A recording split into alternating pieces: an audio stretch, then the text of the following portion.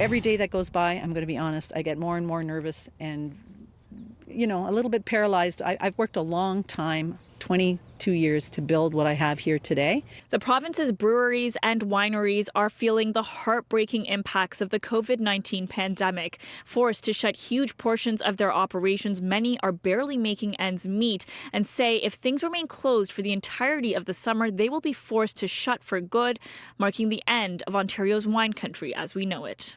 You'll see people going under quite quickly. Small and independent wineries in Ontario's vast wine country are on the brink of closure. They rely heavily on spring and summer months to survive, and the start of what is typically their busy season is unlike anything they've seen before. You do the math very quickly. It's a very big ask of this industry to sort of shut yourself down for society. The Good Earth Food and Wine Co. canceled cooking classes, shuttered their bistro, and closed their tasting room in mid-March. Their wine had primarily been sold on site. I lost, as we shut the door, $40,000. Boom, gone.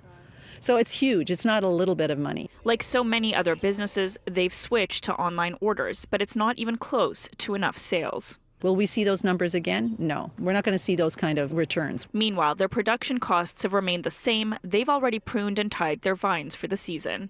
It's ready to go, and Mother Nature doesn't care. She hasn't heard about that side of the bad news, and she's ticking along. Ontario's wineries, a significant economic driver not only in rural communities but nationwide. The industry generates $4.4 billion annually. Across the country, it is responsible for 37,000 jobs.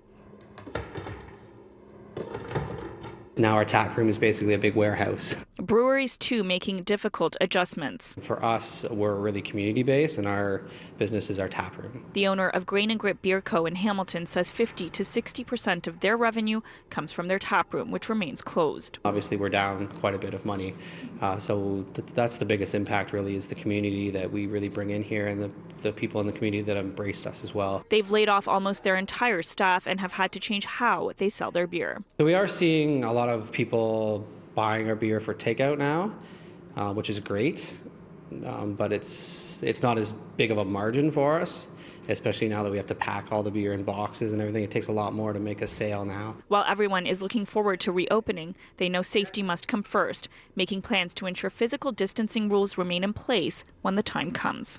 There have been no specific guidelines from the province to wineries or breweries. Many of them are waiting for announcements in the weeks ahead to better understand what reopening will mean for them. For City News, I'm Yazdani.